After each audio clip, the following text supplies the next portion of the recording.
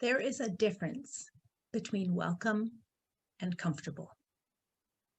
Welcome means that the door is open to you, that you are greeted in a warm or friendly way, or that you look forward to something like a welcome vacation, or that you have permission to do something like you're welcome to join the choir. Comfortable means that you have physical ease and relaxation, or to be free from stress and fear. It could also mean that you have no financial worry, or that you are relaxed or unrestrained or free from pain. So to be welcome is to be met with openness, and to be comfortable is to be free from suffering. Unitarian Universalists like to hang our identity on the hook of openness, meaning that membership is open because there is no creedal test, but not that we are open to all behaviors, all beliefs, all practices. That's an important distinction. We care about one another intentionally because we are compassionate communities sharing our life's journeys. But when it's possible, comfort can be a blessing. But the quest for constant comfort can also be our shadow. Of course, we want people to be free from hunger and poverty, from pain and suffering, from intimidation or fear. But the idea that we should always feel comfortable, that we should never experience upset or uncertainty, especially when we are people of privilege, is counterproductive. Like we've learned this past year, to be interrupted, to re-examine our beliefs and our priorities can bring growth, learning, and positive change, sometimes even transformation. Openness is more than an idea. It's a practice. It can be extremely hard and sometimes even dangerous. We speak proudly, for example, of the ways that our religious ancestors challenged the dominant cultural beliefs and practices of their times, refusing to be constrained by external or indefensible authorities. They challenged the idea of the Trinity, found it absent from biblical history, and were willing to die for their convictions. This is the literal origin of Unitarianism. Our Universalist ancestors rejected the idea that some were worthy and others were resigned to hell. Instead, they insisted on a path to belonging for all people, that all are welcome, that God excludes no one. Our humanist ancestors rejected that belief in the supernatural should be a defining or excluding characteristic of Unitarian Universalism. An open, non-dogmatic community would welcome people who believe in God or no God. Our queer ancestors challenged the belief that heterosexuality is the only acceptable state, and our pagan ancestors brought an earth-centered message, broadening our perspectives even further. We are a living tradition, continuously changing and growing. I share these samples of our evolution, bearing in mind that evolution is not always gentle. Sometimes it supports survival, and other times it results in extinction. With each of these historical challenges, we found our way to greater openness and welcomed new perspectives into our understanding, but we would be kidding ourselves to say that it was simple or easy. It's important to note that these transitions are ongoing. For instance, in 1990, the version of Welcoming Congregation program had little or no information about welcoming trans people, and we are just picking up on that work now. In recent years, we have had many more important invitations that lay before us, including, but not limited to, Truth, Healing, and Reconciliation, the Eighth Principle Project, Defending Our Planet, Equal Access, Gender and Sexual Diversity, Polyamory, and Widening the Circle of Concern. Our aim as a faith tradition is to create beloved community for all people, a lofty achievement that we continuously struggle to unlock. So we keep trying, opening our hearts, minds, and doors to the inherent worth and dignity of all people.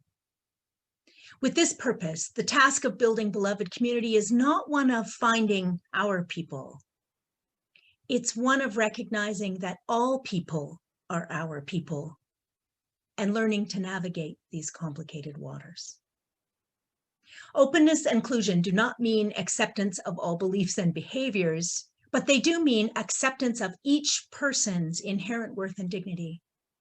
And the worth and dignity of a human is something we must not denigrate, even when we question their beliefs or behaviors. Recognizing that we are truly interdependent with all life, we cannot avoid the people or events that we disagree with. There is no place beyond the web where we can abandon our concerns to. Avoidance has impacts. We must be able to safely engage with conflictual ideas. The challenge is how to participate. Healthy discernment together holds a higher value than silent peace. It is to our peril that we prioritize comfort or avoid discomfort by abstaining from difficult conversations or decisions. No change throughout our institutional history was received initially with ease. None of them. Through some brave process of conscience and daring, we found ourselves interrupted and challenged to ask, what if we were wrong about this? What if we built a wall where a door was needed? What if we've created a stuck place around this issue? What if our head is in the sand?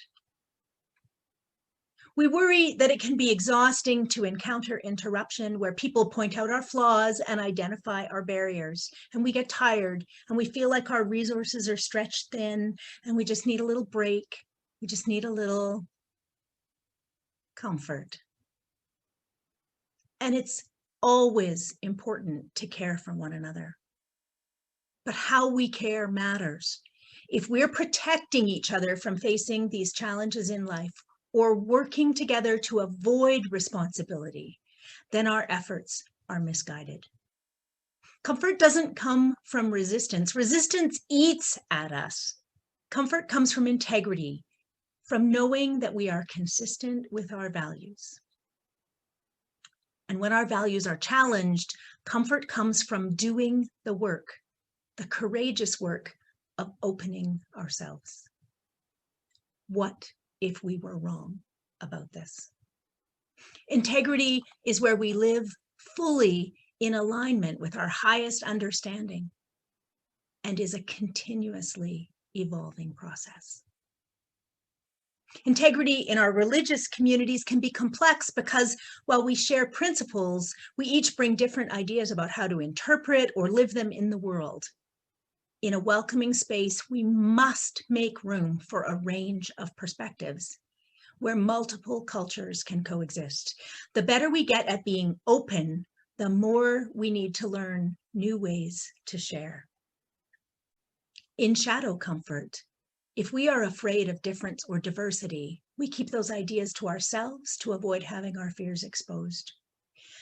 If we are conflict avoidant, we allow harmful behaviors to go unchecked rather than risk having to address them ourselves.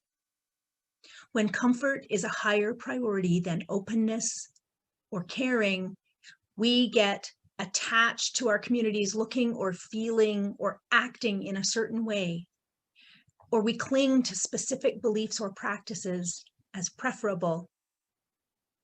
When we can check in and honestly ask ourselves, am I prioritizing my own comfort? Am I preferencing my own ways of moving through the world? Then we're on track to grow. Jason Shelton, in a choral workshop featuring the 6 Unitarian Universalist sources, reminded us that if we are not willing over time to represent all of the sources in our Sunday worship music, then we are not making room for the diversity of practice that we say we welcome. It was an important reminder that people are nourished or inspired by different things. I experienced a powerful personal interruption in 2017 while preparing for the first #UU White Supremacy teach-in. The idea for the teach-in originated in the US in response to a painful incidence of racism at the national level. The concept grew into a national invitation, and then LREDA, the Continental Liberal Religious Educators Association, explicitly invited Canadians to participate. Strong leadership with clear messaging is a beautiful thing. The originators of the Teach-In project, Aisha Hauser, Christina Rivera, and Kenny Wiley, sent out this message. The ask is simple and challenging. During your Sunday worship time, devote your program to explore white supremacy and help your UU community commit to resisting it. Everyone has to start somewhere, and it takes a commitment to disrupt business as usual. So we said yes. Westwood's religious educator, Alara Stefanik Gadet, courageously agreed to partner with me. We felt stretched by the ask and naive to the work. Neither of us is a leader in this movement, so we placed our faith in the work of our learned colleagues. It felt brave and scary to have a sign reading #UU White Supremacy Teach-In facing the street in front of our building. Sunday service was replaced by table conversations exploring the characteristics of white supremacy culture, how they show up in our lives, and how we may have benefited from them. The White Supremacy Culture resource document, explained how these characteristics manifest and suggested antidotes to each. This is from the introduction. The characteristics listed below are damaging because they are used as norms and standards without being proactively named or chosen by the group. They are damaging because they promote white supremacy thinking. Because we all live in a white supremacy culture, these characteristics show up in the attitudes and behaviors of all of us, people of color and white people. Therefore, these attitudes and behaviors can show up in any group or organization, whether it is white-led or predominantly white, or people of color-led or predominantly people of color. Perfectionism, for example, includes the norm that making a mistake is confused with being a mistake, doing wrong with being wrong. And the accompanying antidote is develop a learning organization where it is expected that everyone will make mistakes, and those mistakes offer opportunities for learning. Something we learned this year at Westwood to call compassionate imperfection. Some of the other characteristics include sense of urgency, defensiveness, quantity over quality, worship of the written word, either or thinking, objectivity, right to comfort. This document from the teach-in materials challenged my way of life.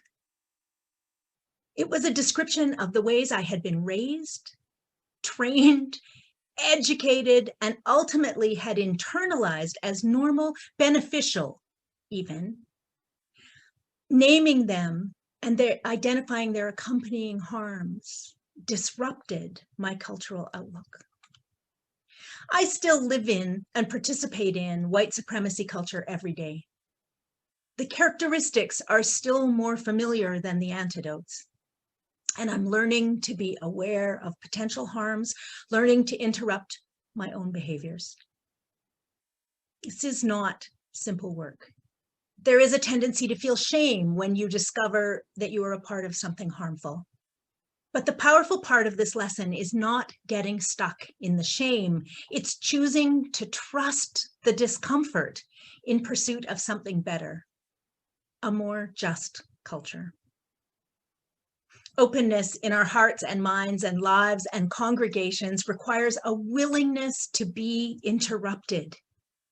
This is the willingness to learn and grow, the willingness to consider that our perspective may not actually be correct, or that there are many good ways of moving through the world. Something that felt right for a time can begin to feel wrong. Something that initially appears strange can become familiar. Something that seems hard or intimidating or awkward at first can turn into something beautiful, satisfying, or graceful with practice. We are people of change. It is in our institutional DNA. We have undeniable evidence that we can be nimble and that we can do hard things. We want our religious communities to be vibrant, to reflect the wider population, and to be relevant to their local communities, and to bring benefit to the interdependent web of all existence.